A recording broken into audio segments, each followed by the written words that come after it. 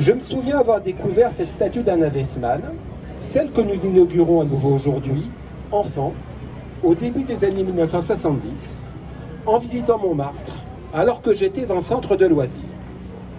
Je savais que ma mère était sculpteur, j'étais même bien placé pour le savoir, car à cette époque, ma mère poursuivait sa carrière d'artiste à notre domicile, tout en haut d'une tour, à Cachan, en banlieue sud. J'étais enfant unique, ma mère était une épouse plutôt esseulée. Et si je vous raconte cela, c'est pour vous expliquer que longtemps, pour moi, ce que l'on appelait une femme au foyer était une femme qui pratiquait la peinture et la sculpture à son domicile, et strictement rien d'autre. Du coup, il m'a fallu du temps, plus tard, pour comprendre pourquoi tant de femmes au foyer se plaignaient quand je voyais ma mère si heureuse. En découvrant cette sculpture à Montmartre, j'étais à la fois fier de montrer à mes camarades que ma mère en était l'auteur, mais tout aussi rassuré, vu son volume, de constater qu'elle n'était pas prête de bouger d'ici. J'avais au moins la certitude qu'il resterait, quoi qu'il arrive, au moins une trace du travail de ma mère. Une autre chose m'était apparue. Ma mère pratiquait la taille directe, un travail d'un engagement physique qui se lit d'emblée dans la sculpture qui est devant nous. Ce travail est donc un travail de femme. Elle seule possédait cette force physique pour une tâche pareille. En grandissant, avec un peu plus de connaissances en histoire de l'art, j'ai modulé mon point de vue. La sculpture, la taille directe s'entend, peut aussi être un travail d'homme. Signe des temps, les femmes ont consenti à leur faire de la place. Cette sculpture a été inaugurée en 1960. Je dois à Jean-Loup Bouvier, président de la commune libre de Montmartre, d'avoir retrouvé les images du journal télévisé où l'on peut constater qu'il s'agissait déjà d'un événement festif, avec cette sculpture à la gloire des démolisseurs et en hommage aux conservateurs des beaux-arts. Le tout dans cette commune libre de Montmartre.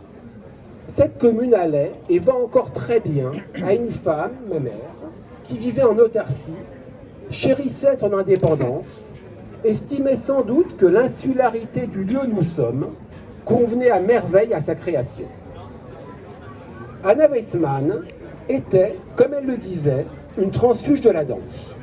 Une ancienne danseuse étoile des ballets d'Amérique latine qui, au long des années 1950, s'est produite à l'étranger et à Paris, au Théâtre des Champs-Élysées, avant d'interrompre sa carrière à la suite d'un accident musculaire, avant même d'avoir 30 ans, alors qu'elle s'apprêtait à rejoindre l'Opéra de Paris.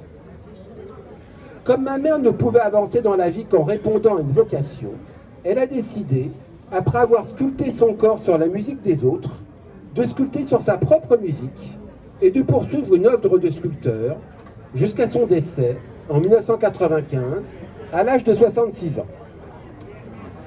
À la fin des années 1950, au tout début de sa carrière d'artiste plasticien, Anna Weissmann habitait alors une chambre de bonne, boulevard Saint-Germain, en face de l'église alors en réfection.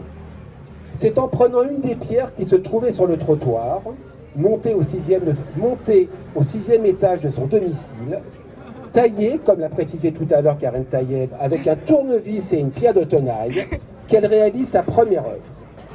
Et c'est sur le conseil d'un ouvrier que ma mère se décide à aller rendre visite à un sculpteur travaillant rue Madame et dont elle n'avait jamais entendu parler. Le sculpteur s'appelait Ossip Zadkine. Quand elle lui montre sa première sculpture, il lui demande d'abord depuis combien de temps elle travaille. Elle n'ose lui avouer qu'elle a commencé quelques semaines plus tôt. Et Zadkine répond, et ma mère répond, plusieurs années. Après avoir analysé la sculpture, Zadkine lui dit alors deux choses. Si vous avez de la persévérance, et si vous trouvez un atelier, peut-être laisserai-je quelqu'un derrière moi.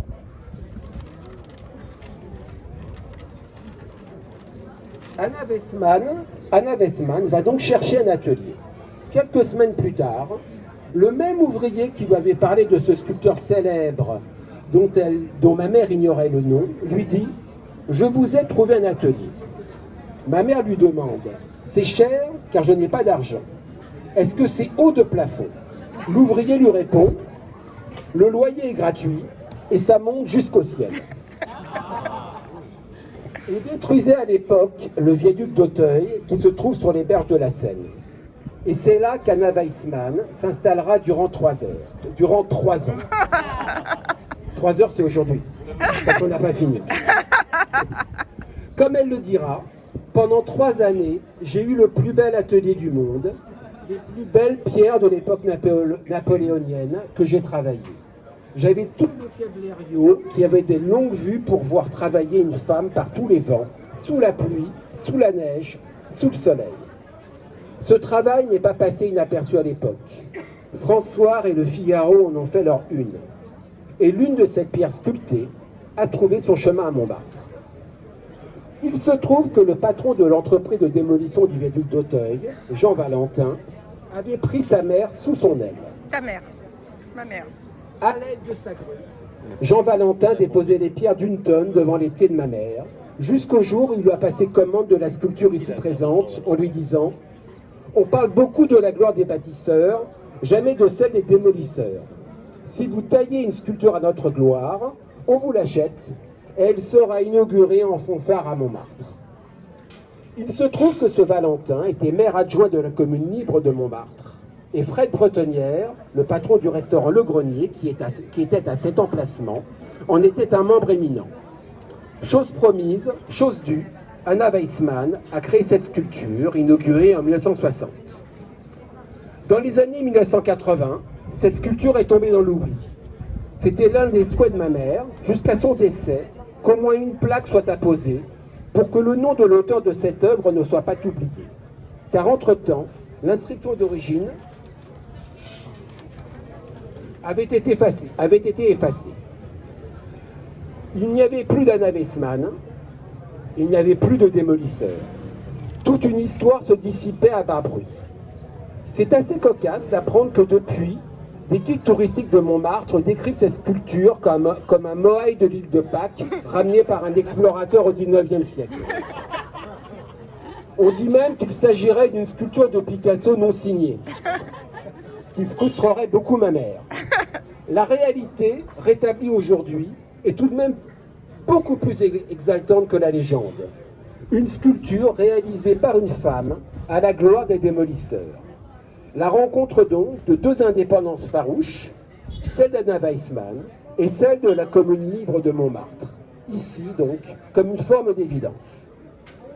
Grâce à l'intervention de Pierre-Yves Bournazel, député du 18e, conseiller de Paris, Christian Honoré, conseiller du 18e, Karen Tayeb, adjointe à la mairie de Paris, chargée du patrimoine, la commune libre de Montmartre et son président Jean-Loup Bouvier, un vœu pour mettre cette statue en lumière a été voté fin 2021 au Conseil de Paris, juste à temps pour intégrer cette opération lors des cérémonies du centenaire de la commune libre de Montmartre.